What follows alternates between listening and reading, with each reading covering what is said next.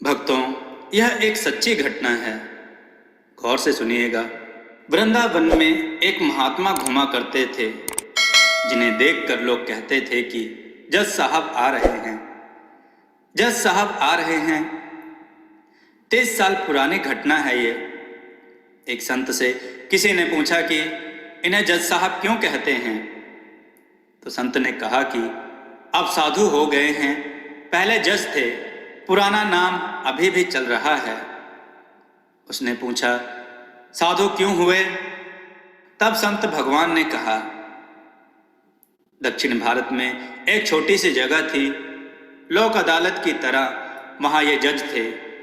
वहाँ एक गांव में बड़ा सीधा सरल आदमी रहता था, नाम था भोला। भोला नाम तो लोगों ने रख दिया था, लेकिन वो था भी बिल्कुल भोला। वो राम जी के अलावा किसी को जानता ही नहीं था। गांव में रघुनाथ जी का मंदिर था। भोला केवट जाति का था। सामान्य परिस्थिति थी। गांव का कोई भी व्यक्ति उससे पूछता, भोले वो बात कैसी है, तो भोला बोलता था कि रघुनाथ जी जाने, मैं तो कुछ नहीं जानता। भोला के 2 बेटे और एक बेटी थी।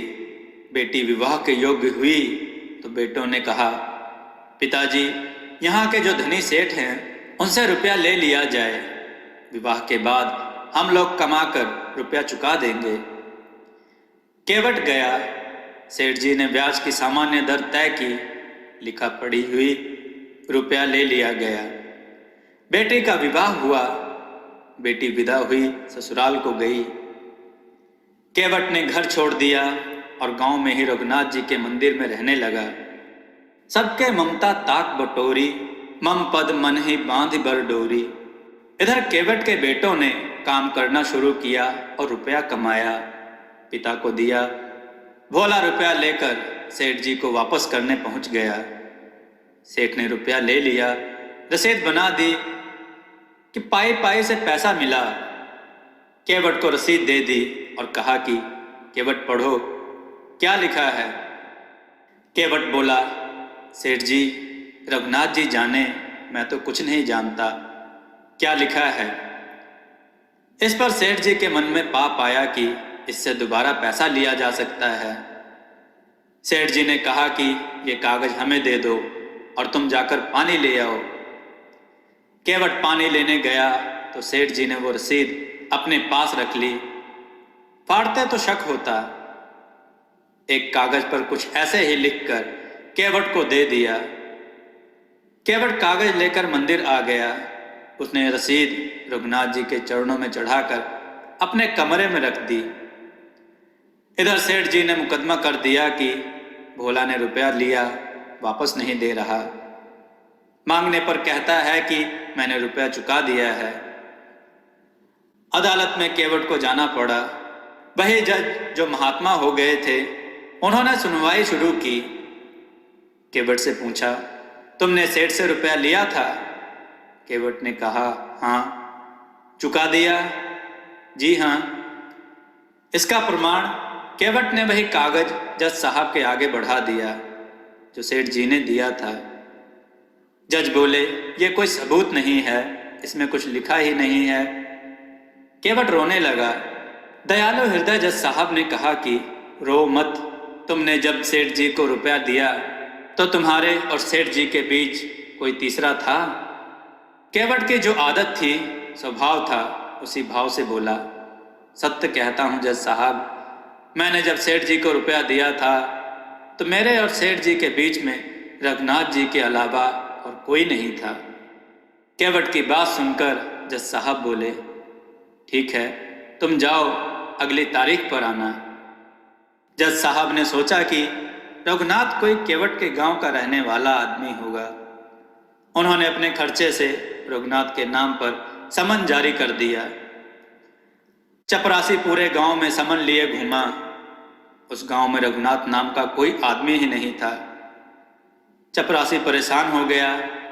इसी दौरान एक व्यक्ति ने कहा कि गांव में रघुनाथ नाम का कोई नहीं है, लेकिन रघुनाथ जी का एक मंदिर जरूर है।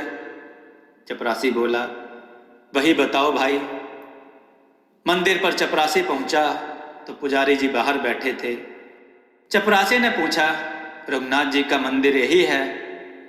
पुजारी जी ने कहा, हाँ। चपरासी ने समन आगे बढ़ा दिया। लो ये। पुजारी जी समझ गए। मन ही मन सोचने लगे कि जब भगवान ने मंगा ही लिया है तो हम क्यों मना करें। हस्ताक्षर पुजारी जी ने कर दिए। चपरासी समझा यही रघुनाथ जी होंगे। पुजारी जी ने समन रघुनाथ जी के चरणों में रख दिया और आंखों में आंसू भरकर बोले, प्रभु, आपको पोशाक कई बार आई होगी, भोग लगाने के लिए तरह तरह के भोग पदार्थ आए होंगे, आभूषण भी कई बार भक्त लेकर आए होंगे, लेकिन समन पहली बार आया होगा। पर भक्त जो ना करे सो थोड़ा है। प्रभु, उस दीन का आपके अलावा और कोई नहीं है। वो आपके अलावा किसी को जानता ही नहीं।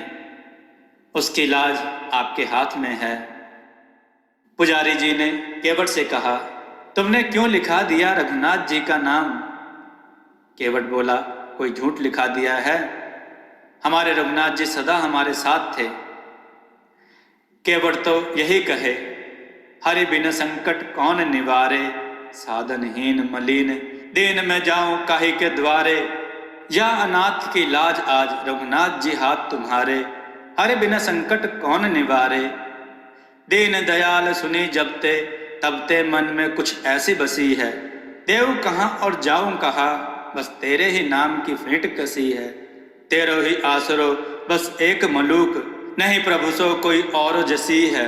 ये हो मुरारी पुकारी कहो, अब मेरी हंसी में तेरी हंसी है, हरि बिन संकट कौन निवारे। कहीं नहीं गया केवट, किसी को जानता ही नहीं राम जी के अलावा। तारीख के एक दिन पहले ही पुजारी केवट से बोले, तुम आज ही जाओ ताकि समय से पहुंच जाओ। रघुनाथ जी की तो रघुनाथ जी ही जाने। केवट रघुनाथ जी के चरणों में प्रणाम करके चला गया। दूसरे दिन पुजारी जी सुबह जल्दी जागे, भगवान की आरती पूजा की और नया पोशाक पहनाया, भोग लगाया। उनको लग रहा था कि आज भगवान पहली बार बाहर जा रहे हैं। कपड़े अच्छे पहनाए और भाव से रोने लगे पुजारी जी। भाव की तो बात है, प्रभु आपको जो पोशाक अच्छी लगे वही पहनकर जाना, लेकिन जाना जरूर, उसका कोई नहीं आपके अलावा। उधर केवट पहुंच गया, सेठ जी भी पहुंच गए। जज साहब ने पूछा, केवट तुम्हारे गवाह रघुनाथ जी कहाँ हैं? केवट ने कहा, साहब यहीं कहीं होंगे, वह तो सब जगह रहते हैं। जज साहब फिर केवट की बात नहीं समझ पाए। चपरासी को आदेश दिया, आवाज लगाओ। चपरासी ने आवाज लगाना शुरू किया, रघुनाथ हाजिर हो, रघुनाथ हाजिर हो, रघुनाथ हाजिर हो। 3 बार चपरासी ने ऐसी जो आवाज लगाई तो उसने देखा कि एक बूढ़ा आदमी हाथ में लकड़ी पकड़े, कमर झुकी हुई, हाथ से इशारा किया। रघुनाथ हाजिर हो ऐसे 3 नारे जो लगाए हैं। चाल लटपटी सी एक वृद्ध की झुकी सी देह, दुपटे फटे सी शीश बांधे धरधाए हैं। हाथ माहे छड़ी पड़ी तुलसी की है माल, माथे पर रोली चारू चंदन चढ़ाए हैं। साहब के सामने विनीत चपरासी के साथ आज रघुनाथ जी गवाह बनकर आए हैं। भगवान गवाह बनकर आ गए। जज साहब ने देखा, सेठ जी देखकर चौंक गए, ये कौन आ गया? जज साहब ने पूछा, आप थे क्या वहां? रघुनाथ जी ने कहा, हाँ, केवट ने रुपया दिया है। जज ने पूछा, इसका प्रमाण? रघुनाथ जी बोले, हाँ, इन्होंने रसीद भी लिखी थी। सेठ जी को यहीं रखा जाए। इनके मकान की सामने वाली बैठक के सामने वाली दीवार पर 3 अलमारियां हैं। उसके बीच वाली अलमारी में बही रखी है, 32 नंबर की, उसी में रसीद अभी तक सुरक्षित रखी है। सर्वंतर्यामी भगवान से क्या छुपा है। सिपाही भेजे गए, बही और रसीद मिल गई। सेठ जी को दंडित होना पड़ा। केवट बाइज्जत बरी हुआ। रघुनाथ जी गायब हो गए, क्योंकि काम तो हो ही गया था। अब जज साहब ने सोचा, इतने दिन हो गए फैसला सुनाते सुनाते, पर ऐसा गवाह आज तक नहीं पहुंचा। केवट से अकेले में पूछा, ये रघुनाथ जी कहाँ रहते हैं? केवट बोला, जहां हम रहते हैं। जज बोले, तुम कहाँ रहते हो? केवट बोला, जहां रघुनाथ जी रहते हैं। जज साहब बोले, हम समझे नहीं, तुम लोग एक ही जगह एक ही गांव के रहने वाले हो? केवट बोला, हाँ साहब, आपको कैसे समझाएं? आप तो पढ़े लिखे हो, पढ़े लिखों को समझाना बहुत ही कठिन है, भक्ति और भगवान की बात। जज साहब बोले, ये हैं कौन? केवट बोला, मालिक, ये वो हैं जिनका मंदिर है। जज साहब बोले, इन्होंने मंदिर बनवाया है, देखने में तो लगते नहीं कि कोई इतने बड़े संपन्न आदमी होंगे जिन्होंने मंदिर बनवाया होगा, पुजारी भी नहीं लग रहे। केवट बोला, हुजूर, ये वही हैं जो मंदिर में बैठे हुए हैं। अब तो जज साहब ने चपरासी को बुलवाया। चपरासी कांपने लगा, कहने लगा, हुजूर, ये वो आदमी नहीं था जिसने हस्ताक्षर किए थे। इसके बाद जज साहब ने गांव में पता लगवाया तो भाव विहल हो गए। अपने बंगले पर आए और रोने लगे। लोगों ने रोने का कारण पूछा तो जज साहब रोते हुए बोले, जिनको ऋषि मुनि इतने तप के बाद प्राप्त कर पाते हैं, जिनके दर्शन दुर्लभ हैं, वे केवट के गवाह बनकर आए। लोग बोले, अरे तो इसमें रोने की क्या बात है, खुश होना चाहिए कि दर्शन हो गए, चले गए वो तो जाते ही। जज साहब बोले, ये बात नहीं कि उन्हें देखने का सुख नहीं प्राप्त हुआ और जाने का दुख नहीं हुआ। लोग बोले, तो ये रो क्यों रहे हो? तो जज साहब ने बड़ी भाव भरी बात कही, आज बड़ी गलती हो गई।